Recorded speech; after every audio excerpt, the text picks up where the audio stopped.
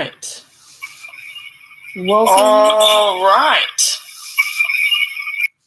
Welcome to a little live chat. Sorry, I had to make sure the sound wasn't coming out of my computer as well. We are going to cover a few things for Camp Collide throughout you guys. I think this will be a little bit quicker instead of some of you driving 10 to 15 minutes out to First Baptist or something like that just to get 30 minutes of information and then having to go back. So now we can sit on our couches. If you've missed it, or one of the parents that you know, or one of the students that you know missed it, you should be able to find it right here on our YouTube account, where you're able to actually find all of our Wednesday night videos. And when we get back from camp, we'll put up all our camp videos on this channel and stuff, so you can even just click subscribe, and then you'll be able to see some of that stuff when it comes out, especially those camp videos. It'll be cool to see your kid and some different stuff going on there. My name is Lane. I'm the student pastor at First Baptist. If you have never met me before and you're sending your kid to camp with us, you'll be able, well, actually, I won't be at check-in. We'll talk a little bit about that on Friday. But you're welcome to come meet me anytime at the office. I'll also be there tomorrow afternoon as we talk about paperwork and things like that you'll probably have to bring by in the next couple of days. Let's talk a little bit about Camp Collide to begin with. Camp Collide is in Latham Springs, which is just a couple hours north of us. It's kind of right outside of the Waco area. And we started Camp Collide, a few of us, I think about 8 years ago. And it's 21 different churches this year. We usually have around 800 people on site during that week. And they're all churches from all around Texas. And our end goal is kind of, instead of these, $400, $500, sometimes $1,000 camp or something like that you send your kids to, we wanted to be able to have a camp that was inexpensive and still gave your kid a chance to meet Jesus. Instead of having to go ahead and take out early school loans or something like that just to send your kid to camp, that you were going to be able to afford to send your kid to camp and let them have this experience where they have an encounter with God. And so that's really been our vision behind it from the very beginning, which is why we try to keep costs low, but still have a ton of awesome stuff while we're there. Great speakers, great band. Jack Thwett, who's the worship pastor at Breakaway, is going to be there this year. Again, he was there last year. Really phenomenal guy. Really excited about all of those things. So let's talk about everyone's favorite thing, paperwork. You guys, if you've seen the registration forms already, there's actually a link to a Google Drive file in the description of this video. It's just right below me. In that is all the paperwork you will need. You can even kind of open that up and go through it as I'm talking and kind of look at it. There are a few forms in there. One is the registration form. It's got way too much information. I hate it. You hate it. We don't supply it. That's Latham Springs form. A few things on that are that you want to make sure that both you and your teenager have signed that. Especially you, if there's a missing signature and it's from a teenager, I can find them at camp and send them to the office to sign it. But if you're missing a signature, then we've got to fax stuff over and all that kind of stuff. And it's no fun for anyone, and camp will hound me down until they get all those signatures. So that's their main registration form. There's usually marks all over it that are yellow highlighter. It's a front and back, or two separate sheets depending on how you print it. It's got a lot of stuff on there. One of those things is medications, which we're going to talk about here in a little bit. Some of you have already turned that in. If you have, awesome, you're ahead of the game. If you have not, you can bring it by the office tomorrow, or you can bring it in at check-in on Friday. Just make sure that you get to check-in Friday early enough that we can double-check your paperwork if you're going to wait to turn it in, and load luggage so that way they don't get a late start and things like that. That'll make everyone who's doing check-in, it'll just make the jobs a lot easier. Another form on there is the allergy form.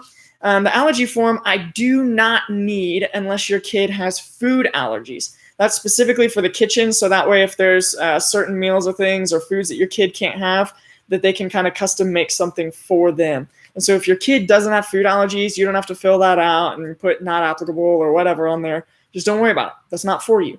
If that is you, I would really love for you to get that to me tomorrow so I can get that to camp early so they can kind of be prepared instead of getting that day of kind of stuff. And that's a super simple, 8.5 by 11. There's not a ton on there, but that's their allergy form. The release waiver is for FBCMF students. It says like 2018, 2019 school year. Go ahead and fill that out and get that to us. That is our release as a church. And so that's the other set of paperwork that we'll need. It's super short, just a couple signatures, and you'll be good to go. So that's the third thing that you need.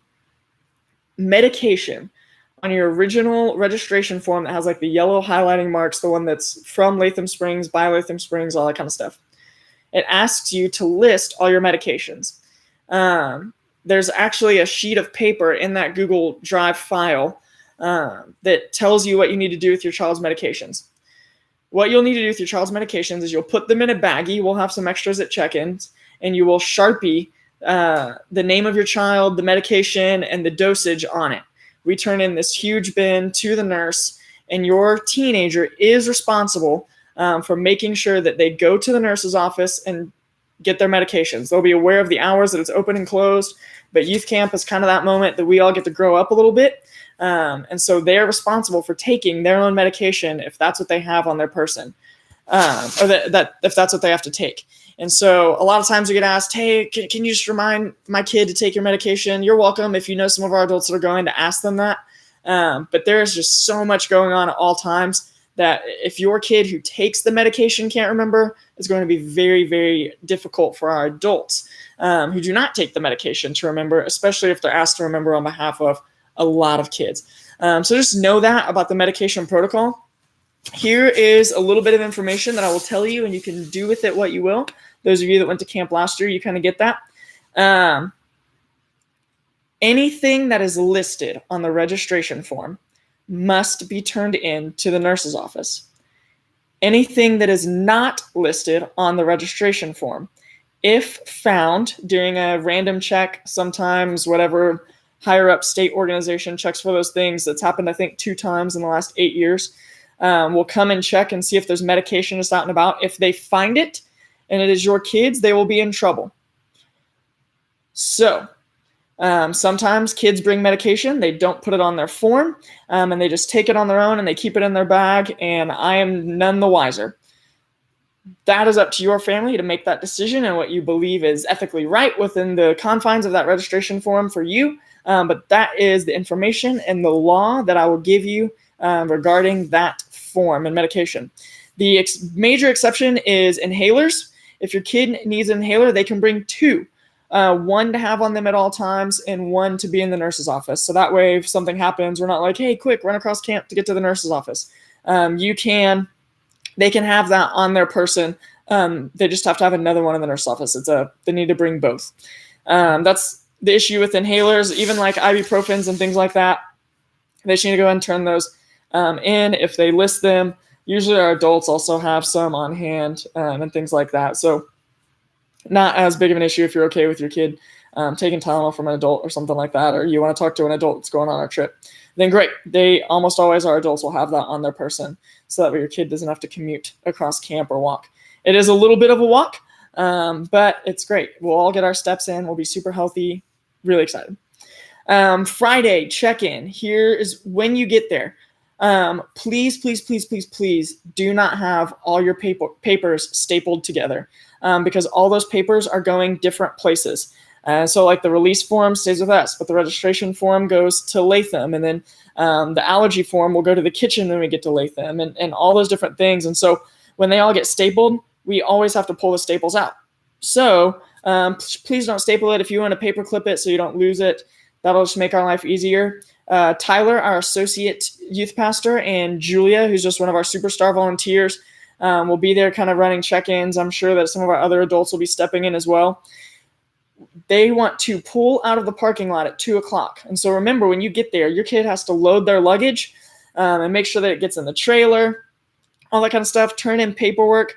There's a lot going on. And so I would advise that you get there probably at least 15 minutes early to make sure that all that gets taken care of. And please do not drop your kid off and leave. Go inside and just make sure that all their paperwork is turned in, even if you're super confident that it is, that everything's been paid for and all the paperwork is taken care of.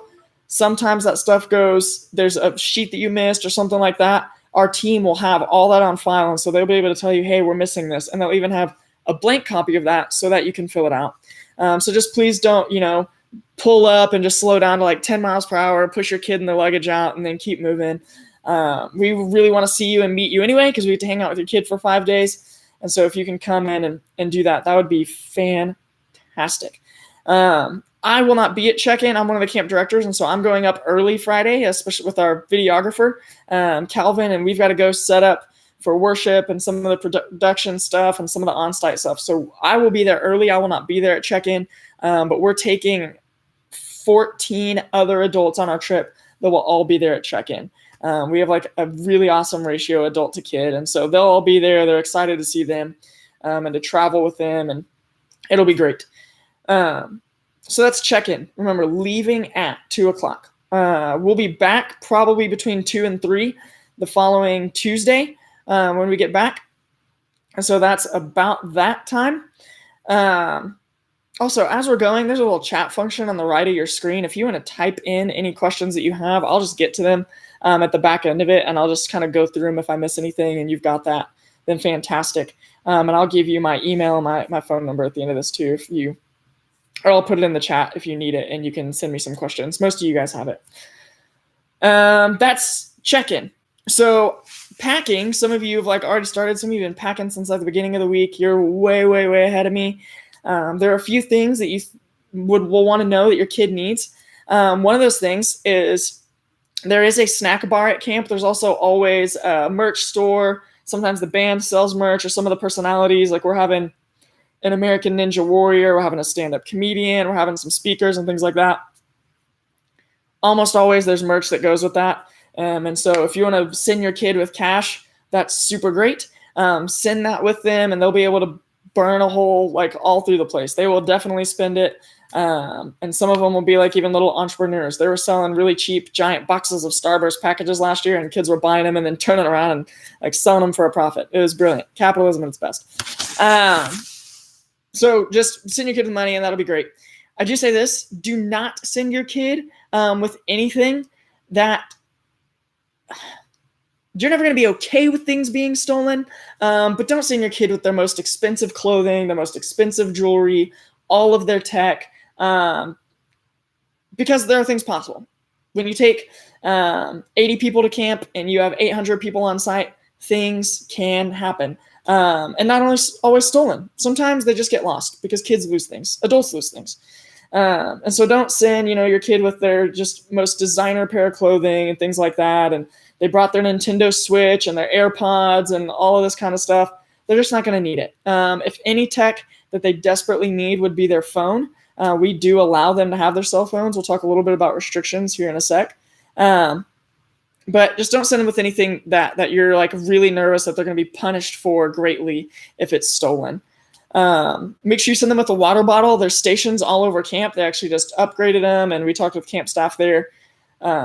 So they'll be able to fill up all day, and it's going to be hot, and they'll be walking around a lot, and so hydration will be huge. So send them with just a reusable water bottle. I carry a plastic one with me all the time. And they'll be able to fill up throughout the day. And so that'll help them from being able to complain that it's hot and things like that, because we spend most of the time outside and moving around. And so it will get hot. They will want water. It's just better that they can carry that on their person. Sunscreen, bug spray. If your kid has allergies, go ahead and pack them with allergy medication, or put that on your medications list or whatever. Last year was this crazy year that I've never seen, that allergies were super bad. I think it's supposed to rain some while we're there and before there, so I don't think it will be as bad because it won't be as dry. But some kids just had it really rough. And so just to be thinking about that if you need to pack that. Maybe a rain jacket. Like I said, we walk around outside a lot. We always get lucky, even when it's kind of a rainy year, that we don't, it is never raining like when we're outside doing something. But you still might want to pack a rain jacket or some extra clothes and things like that, just to kind of prepare for that. Look ahead at the forecast or whatever it is. So major things: don't pack weapons. Sounds like a harsh term, but even if you have like regular like pocket knife usage or things like that, just go ahead and do not pack that. You're not going to have any need for it at camp. And if you do, one of the directors or somebody will have one on their person. But we just want to keep those out of bags, and that way we can avoid any incidents. As always, no drugs, no alcohol. If you're Vaping is like a really huge issue in our middle schools and our high schools. If we find a vape or anything like that, or we find that on a person, or if your kids had an incident with vaping at the school recently, you might just check their bag before they leave, because there are a few things that we will send kids home for, and that is alcohol or tobacco in their bag or drugs in their bag, weapons in their bag. If they perform huge pranks while we're there, no pranks. We'll talk about why in a little bit. But there are a few of those things, and I think that there's a conduct thing in that Google file as well that you can kind of look through. But I do not want to have to call you to drive 2 hours there and 2 hours back to come pick your kid up, and I hate sending kids home. So if we can avoid that at all possible in the packing process, what they bring, then that would be fantastic. And the reason we don't want pranks is because we're there to have an encounter with God, to learn something new about God, to be able to worship together and study together, to have a really good time. And pranks are a really good time for the person doing them, and they're a really terrible time for the person getting bullied, who's had their stuff vandalized or something like that. And so we're not going to camp to ruin somebody else's time on behalf of our own. And so that is one thing that I'm pretty intense about, that I'll send kids home for. So just be aware of that. With this church and with different churches, I've had occasional incidents in the past. It's not fun. I hate dealing with it, but we just want to make sure that we're avoiding those things, and making sure that we do our due diligence there. As far as general rules while we're there, like I said, phones are totally okay. I'll be honest with you, your kid will not get service in buildings. And I give all my leaders the heads up that if a phone is a distraction during worship or teaching times, to go ahead and take those, because we don't want those to be in the way of what we're there for.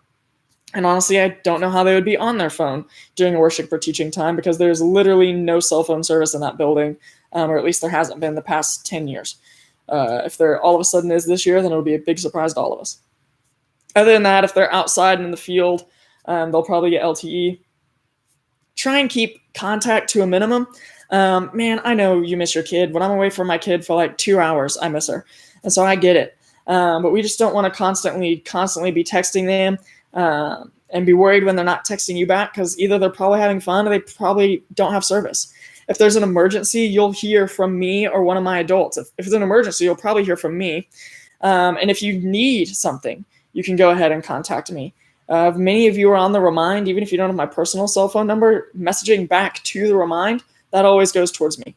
And so we're able to handle some of those issues straight up. So that's how the phone policy works. We're fine with kids bringing them because we realize that it's like their cameras and stuff like that now. We want them to have all that. But when it becomes a distraction, then we kind of step in. Dress code. We're not really hardcore on dress code. I think you might see in like the conduct policy that there are some things about tanks and stuff like that. Basically, the dress code is up to the camp that is running.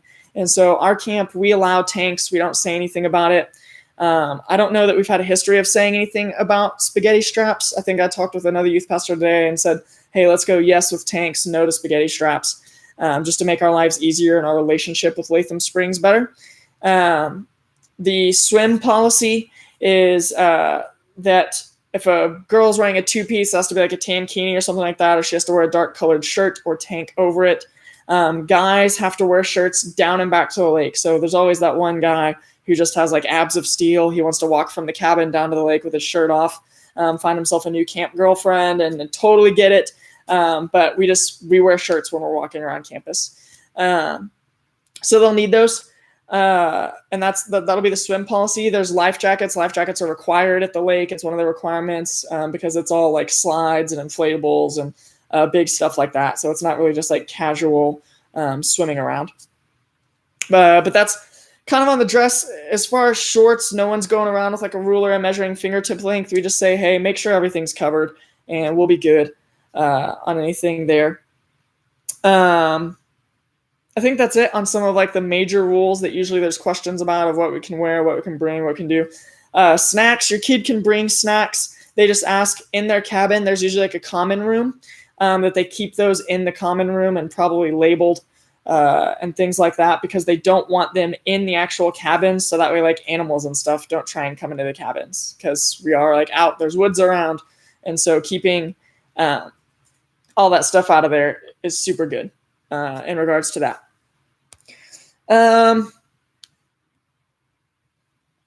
Okay. I think that I have covered a good majority of registration stuff. We've talked about when that we will be leaving, when we'll be getting back. We've talked about dress code, a little bit of the what to pack, and things of that sort.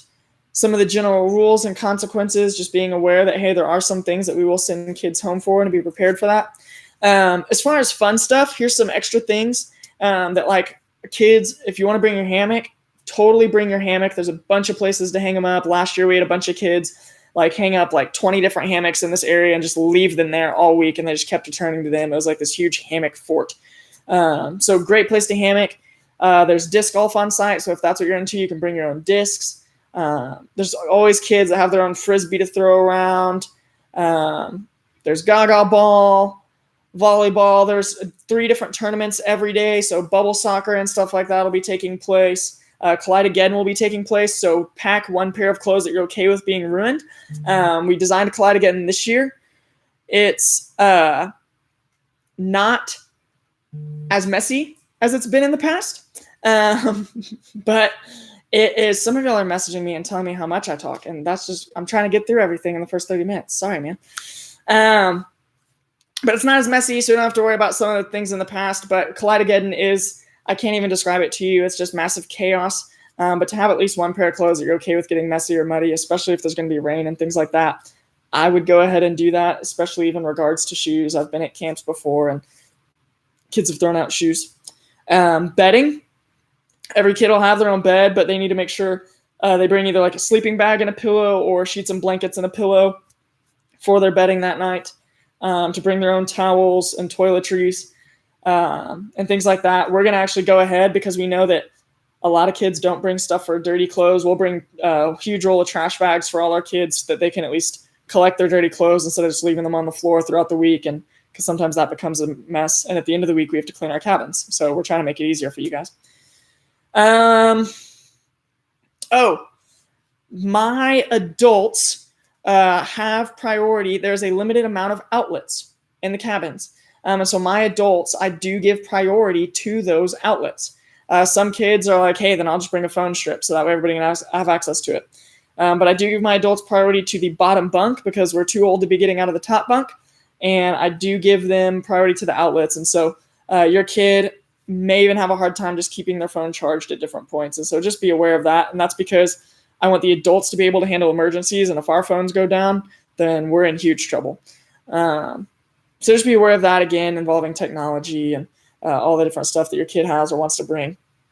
Pack as light as possible because we're bringing the trailer. But I think that is the good majority of it. Haley, am I missing anything? My wife's over here sitting. Nothing? I didn't miss anything? Okay. A couple things over here in the chat. If you have any other questions for me, you can email me at my email address, Laine, Laine, at fbcmf.org. You can scan your forms and send them to me that way if you want to, if you don't want to make the trip. Some of you need the forms printed and stuff, then you can come in tomorrow. I actually won't be in tomorrow until after 1 o'clock because I have to watch my kid in the morning while my wife is doing stuff. And so I'll be at home working from home until then if you want to bring stuff in. But even then, you can go to the front desk and they can normally take care of you. A few of you still owe money. I know that Julia has been coming after you guys, and she's trying to be as polite as possible. She doesn't want to bother you guys, but she's just making sure that we get all that in and take care of it. So that way it's easier on Friday. We want the process Friday to be the quickest check-in process possible. Above all else, hey, while we're gone, be praying for our kids. I love Camp Collide. This is, out of the last 8 years, I've done 7 of them. So it's a camp that I've been a part of since the beginning, and I've seen God do some really, really awesome things. And this is a chance for our group to have an encounter with God, to meet with one another and to grow closer together, share time every night, where kids get to share what God is doing in their life. There's just something that happens that is different than a Wednesday night in the loft or a Sunday morning in our groups or serving in kids ministry or anything like that. There's just something different that happens when we take these kids out of our town and away from everything else and away from the distraction and the drama. And they're able to focus solely on who God is and what he has for them for a week, or 5 days, really, just 5 days. And so we say all that to say that, man, we're trying to remove as many distractions as possible, because all year between sports and homework and part-time jobs and friend drama and relationship drama and family drama and all the stuff that we go through, it's really, really hard to meet with God and to focus on Him. And so we just ask for 5 days to give our kids that chance and to see what God can do in the life of those kids and what He can do in our youth ministry. And I guarantee you, if your kid comes ready, and if you've been praying for your kid, and if you've been praying as a family for what God is going to do in the life of your teenager, and if you're praying for them even while they're gone, I just guarantee you that God will do something amazing in their lives. If you have a friend that has missed this, or a parent that wasn't able to get it, just share the link with them later, and they should be able to find the video. That way all the information is there. How great is it that this way we can get it done in less than 30 minutes and we don't have to drive and be in the loft? And so be looking that we do some informational meetings this way in the future, especially with CityWide in September, which I'll go ahead and throw some dates down there for you guys just to look ahead to, because someone asked them about me today. It's September 20th through the 22nd. That'll be our CityWide this fall. It'll be super exciting, and that's just our next kind of major event to look forward to. Thank you guys for letting me hang out with your kids for 5 days. I've got the best job in the world. If I haven't gotten to meet you yet, come by the office sometime, or hopefully I get to meet you on a Wednesday night during the school year, on a Sunday morning or something like that. But I love our teenagers. I love my job. I love what we get to do. And I look forward to this week all year long, because I believe it is one of the coolest things that God will do all year. You guys have an awesome rest of your night. Thank you for tuning in and sharing the link to all the other parents and students who didn't see it. Y'all have a good one. Bye.